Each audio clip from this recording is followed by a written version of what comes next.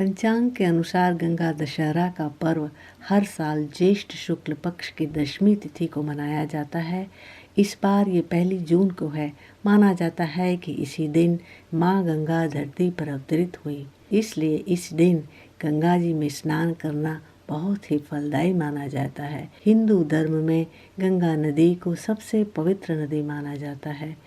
गंगा दशहरा का शुभ मुहूर्त दशमी तिथि को प्रारंभ होगा 31 मई की शाम 5:30 बजे से और इसकी समाप्ति 1 जून को 2:57 पर होगी। हस्त नक्षत्र का प्रारंभ 1 जून को 3 बजे सुबह होगा और इसकी समाप्ति 1 बजे पूरी होगी। गंगा दशहरा के दिन पवित्र नदी गंगा में स्नान करने की परंपरा है, लेकिन इस बार संकट के कारण लोग घर पे ही इस पर्व को मनाएंगे, ऐसा मैं सोचती हूँ। सूर्य देवता को अर्घ्य देने के बाद ओम श्री गंगे नमः का उच्चारण करते हुए माँ गंगे का ध्यान करना और इस मंत्र का स्मरण करें।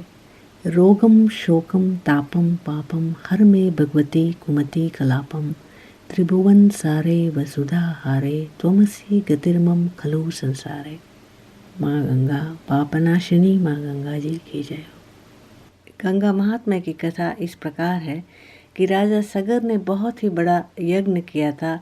इस यज्ञ का संचालन उन्होंने अपने पौत्र अंशुमान को दिया था।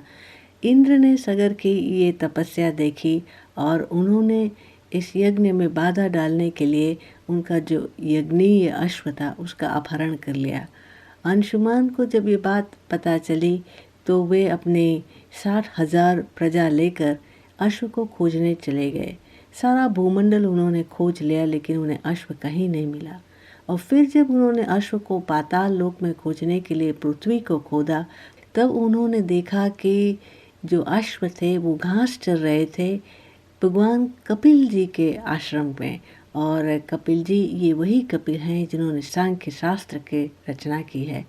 ये देखकर अंशुमान जी अपनी प्रजा लेकर के ऋषि कपिल के आश्रम पर पहुंच गए और उन्होंने ऋषि कपिल को अपशब्द कहे तो ऋषि कपिल की समाधि टूट गई और ज्यों ही महर्षि की अग्नेय नेत्र खुले, सारी जो प्रजा थी वो भस्म हो गई। और इन मृत लोगों के उद्धार के लिए महाराज दिलीप के पुत्र भगीरथ ने बहुत ही कठोर तपस्या की।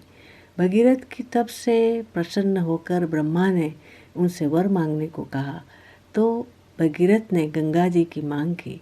इस पर ब्रह्मा जी ने कहा, राजन, तुम गंगा को पृथ्वी पर अवतरण तो चाहते हो, परंतु क्या तुमने पृथ्वी से पूछा है कि वे गंगा जी का भार संभाल पाएंगी?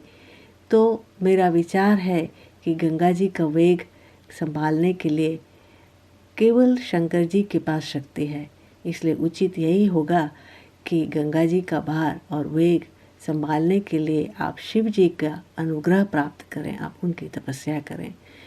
भगीरथ जी ने वैसे ही किया। उनकी कठोर तपस्या से प्रसन्न होकर ब्रह्मा जी ने गंगा की धारा को अपने कमंडल से छोड़ दिया। तब भगवान शिव जी ने गंगा की धारा को अपनी जटाओं में समेट लिया। इसका परिणाम यह हुआ कि गंगा को जटाओं से बाहर निकालने का पथ नहीं मिल पाया। तब महाराज भगीरथ को और भी चिंता हुई और उन्होंने एक बार फिर से शिव जी की खूब आराधना की। तब शिव जी ने गंगा जी की धारा को मुक्त करके वरदान दिया। इस प्रकार शिव जी की जटाओं से छूटकर गंगा जी हिमालय की घाटियों में बहती हुई भारत में आई।